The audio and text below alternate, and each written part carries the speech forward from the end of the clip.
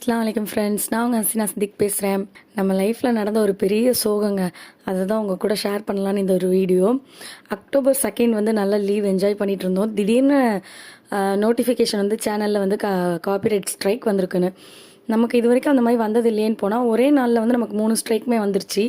ஒன்றா வந்திருந்தா கூட நமக்கு ஒன்றும் தெரிஞ்சிருக்காது. ஆனால் 3 ஸ்ட்ரைக்கும் ஒரே நாளில் வந்துட்டு இந்த மாதிரி அக்டோபர் 9 வந்து உங்கள் சேனல் வந்து ரிமூவ் பண்ணிடுவோம், டெர்மினேட் பண்ணிடுவோம். இதுக்கப்புறம் நீங்கள் வந்து சேனல் வந்து இந்த ஐடியில் வந்து கண்டினியூ பண்ண முடியாதுன்னு சொல்லிட்டாங்க.